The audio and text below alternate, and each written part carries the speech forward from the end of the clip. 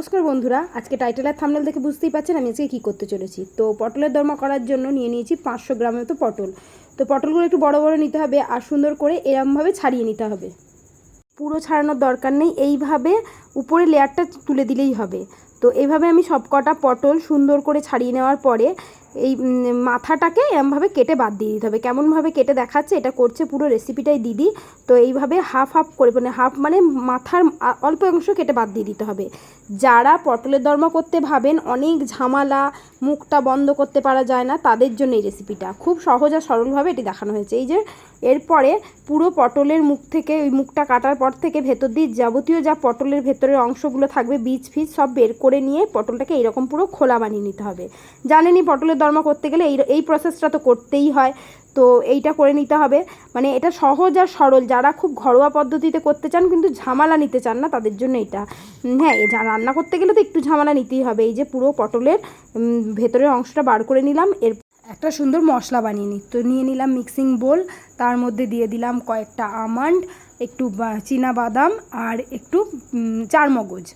তার মধ্যে দিয়ে দেবো খানিকটা পোস্ত, 3 চামচের মতো পোস্ত দিয়ে দিয়েছি। যেহেতু আমার 500 গ্রাম পটল আর পটলের সাইজটা বেশ বড় বড়, তাই এই কটা উপকরণ দিয়ে এটা ভেতরের পুরের হিসাবেও দেওয়া যাবে, আবার গ্রেভিতেও দেওয়া যায়।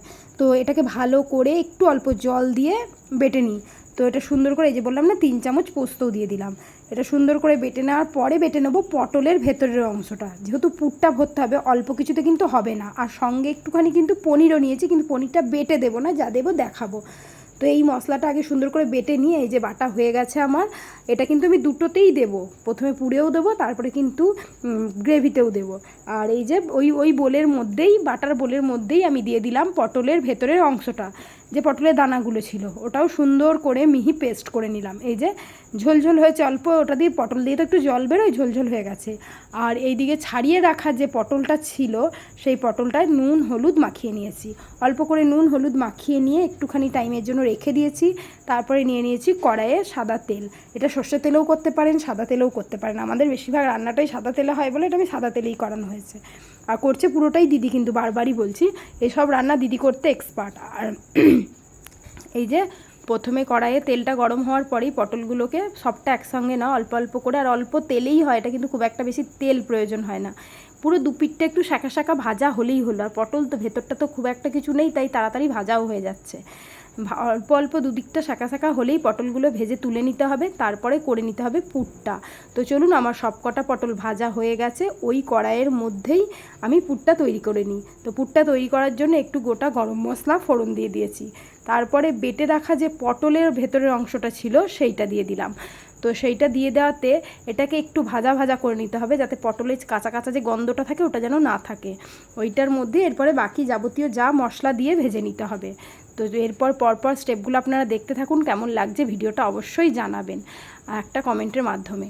তো এই যে প্রথমে ভালো করে একটু কষিয়ে নেওয়ার পরে যে বাটা মশলাটা করেছিলাম, কাজু বাদাম পেস্তা আর আমন্ড দিয়ে, কাজু দেওয়া হয়নি এর মধ্যে, ওইটা 2 চামচ ভালো করে দিয়ে ওর সঙ্গে মিশিয়ে নিয়ে কষিয়ে নিতে হবে। যেহেতু বাদাম, এরপরে কিন্তু আর বেশিক্ষণ এমনি করে রাখা যাবে না, তাহলে নিচে লেগে যাবে, তাই সমানে এটাকে নেড়ে যেতে হবে। এরপরে দিয়ে দেবো ঘরোয়া যে মশলাগুলো দিতে হয় সেগুলো, 1/2 চামচের মতো আদা বাটা। তারপরে দিয়ে দেবো পরপর মশলা, যে ঘরোয়া যে মশলাগুলো লাগে সেই মশলা উপকরণগুলো দিলেই হবে। ঝাল নিজের স্বাদ অনুযায়ী, আমি 1 চামচের মতো ঝাল দিয়েছি, যেহেতু এইসব জিনিস একটু ঝাল ঝাল হলে খেতে ভালোই লাগে, আর সর্বস্ব জিনিসটাই মিষ্টি উপকরণের পড়বে, তাই একটু ঝালটা ব্যালেন্স রাখে। তো 1 চামচের মতো লঙ্কা গুঁড়ি, কাঁচা লঙ্কা বাটা দেওয়া হয়েছে, তারপরে দেওয়া হবে গুঁড়ো। এরপরে দিয়ে দিতে হবে স্বাদ মতো নুন। নুনটা এবারে নুন হলুদ দিয়ে মাখানোও ছিল, আর মশলাটার ভেতরেও কিন্তু পুরটাই নুন দিয়ে দিতে হবে। তারপর অল্প করে 1/2 চামচের মতো হলুদ গুঁড়ো, মানে কমন যেই মশলাগুলো লাগে, নুন, লঙ্কা গুঁড়ি, হলুদ গুঁড়ি, এগুলো দিয়ে ভালো করে কষিয়ে নিতে হবে। এটা কষিয়ে নিতে হবে পুরো শুকনো শুকনো যতক্ষণ না হয়ে যায়। তো এই যে গা ভিজে ভিজে এখনও রয়েছে, এটা কিন্তু এখনও তৈরি হয়নি, এখন অনেকক্ষণই ধরে, প্রায় 10 মিনিট ধরে কষাতে হবে এই জিনিসটাকে। যতক্ষণ না কষবেন ভেতরের পুরটা, খেতে কিন্তু কোনো স্বাদ হবে না। এরপরে দিয়ে দিলাম অল্প করে জিরে গুঁড়ি। তো জিরেটা আমাদের ভেজে গুঁড়ো করা, তাই জিরে গুঁড়ি অল্প করে দিয়ে ওটাকে আবারও ভালো করে কষিয়ে নিতে হবে।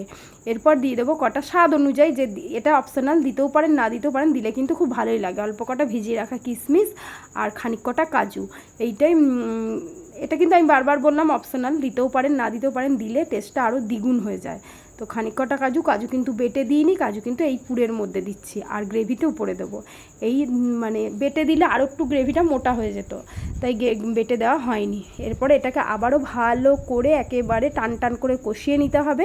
খুবই সহজ আর সরলভাবেই এটা দেখানো হচ্ছে, কোনো খুব একটা ঝামেলাদায়ক নয়।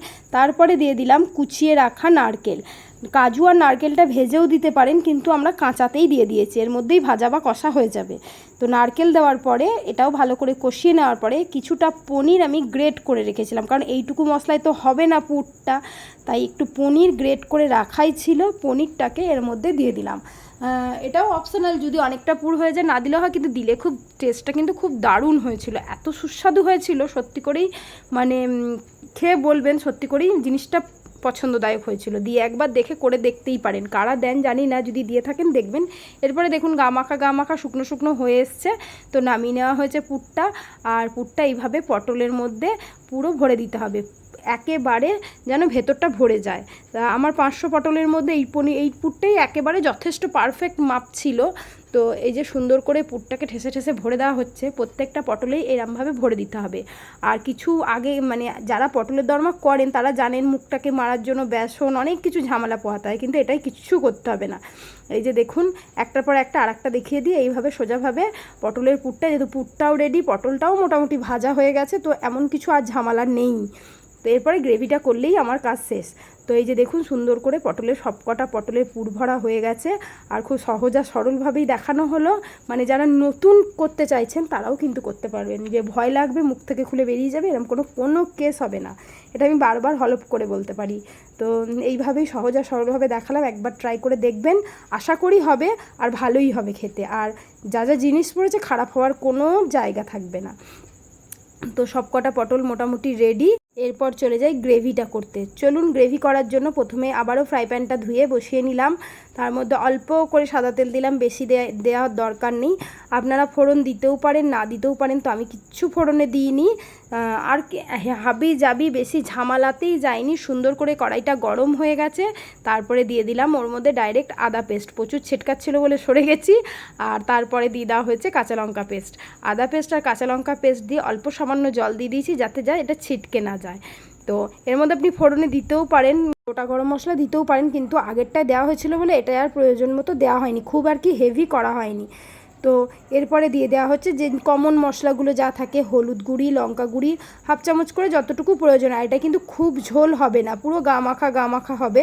এই যে হলুদ গুঁড়ি, লঙ্কা গুঁড়ি, জিরে গুঁড়ি এইগুলোই দিয়ে দেওয়া, একটু ধনে গুঁড়ি, এইগুলো দিয়ে ভালো করে তেল ছাড়া, মানে যতক্ষণ না তেল ছাড়বে ততক্ষণ কষিয়ে যেতে হবে। দেখুন তেলটা বেরিয়ে এসছে।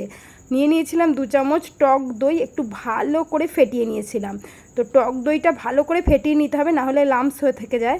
আর তার মধ্যে এরপরে দিয়ে দিলাম যেই বাটাটা করে রেখেছিলাম, বাদাম, চারমগজ আর আমন্ড বেটে রেখেছিলাম, ওটাও দিয়ে দিলাম 2 চামচের মতো। ওটা দিয়ে আবারও ভালো করে কষিয়ে নিতে হবে। আর দেখুন কেমন তেলটা এখনই বেরিয়ে এসছে, আর কালারটা দেখুন দুর্দান্ত হয়ে গেছে, এখনই চলে এসছে। তারপরে একটু স্বাদ অনুযায়ী ব্যালেন্স করার জন্য একটু চিনি দিয়ে দিলাম, যারা দেন ভালো, না দেন ঠিক আছে, যারা খান না, কিন্তু দিলে কিন্তু স্বাদটা ভালোই আসে। সুন্দর করে কষিয়ে নেওয়ার পরে যে ফেটিয়ে রাখা টক দইটা উপর থেকে দিয়ে দিলাম। এই যে এরপরে এর উপর দিয়ে পুরো তেলটা ছেড়েই এসছে, এরপরে আরেকটু কষিয়ে নিলেই ব্যাস হয়ে গেল। এই দইটা দিয়ে কষিয়ে অল্প করে জল দিয়ে, খুব একটা জল দেওয়া যাবে না, অল্প করে জল দিয়ে এই যে দেখুন হয়েই গেছে প্রায় আমার রেডি। তো কেমন লাগলো আমার রেসিপিটা জানাবেন, ভালো লাগলে অবশ্যই লাইক শেয়ার কমেন্ট করবেন, একটু বেশি ভালো লাগলে বন্ধুদের মধ্যে শেয়ার করে দেবেন। এরপরে উপর দিয়ে দেওয়া হলো একটু কাজু বাদামটা দেওয়ার পরে এরপর সুন্দর করে কষিয়ে যতক্ষণ না একটু ফুটে উঠছে তারপরে দিয়ে দিতে হবে পটলগুলোকে। এই যে একটু অল্প সামান্য এর মধ্যে আর একটু জল দিতে হবে, কারণ গ্রেভিটা অনেকটা শুকিয়ে এসছে আর বেশ কাঁচা গন্ধটাও চলে গেছে। তো এর মধ্যে অল্প পরিমাণে জল দিয়ে কষিয়ে নিতে হবে। আর সুন্দর করে দেখুন উপর দিয়ে তেল ছেড়েই এসেছে আর জিনিসটা রেডিও হয়ে গেছে। তো এইভাবে আমার যারা পাশে আছেন অবশ্যই পাশে থাকবে, নিত্য নতুন আরও অনেক ভিডিও করব আপনাদের জন্যই।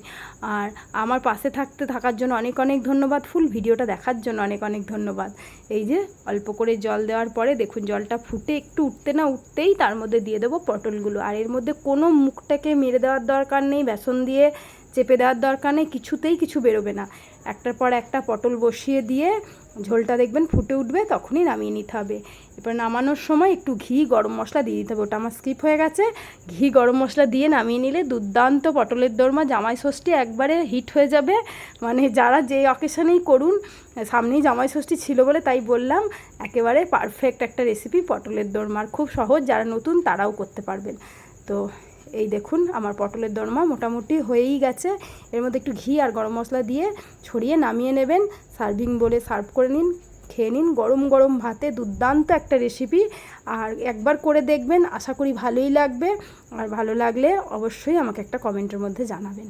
এই যে আমার রেডি হয়ে গেছে, সার্ভ করে দিয়েছি। আর এটা গ্রেভিটা একটু গ্রেভি হলেই ভালো লাগে, খুব এটা ঝোল মোটেই ভালো লাগে না। পটলের দোরমা একটু গামাখাই ভালো লাগে। তো আজকে রেসিপিটা আমার রেডি, আজকে এখানেই শেষ করছি। কেমন লাগলো আমার পুরো ভিডিওটা দেখার জন্য অনেক অনেক ধন্যবাদ। ভালো থাকবেন, সুস্থ থাকবেন, সাবধানে থাকবেন। আর এই গরমে খুব বেশি পরিমাণে জল খাবেন, বাইরে খুব প্রয়োজন না হলে বেরোবেন না। আজকের মতো এখানেই টাটা, বাই। ভালো থাকবেন, সুস্থ থাকবেন, সাবধানে থাকবেন।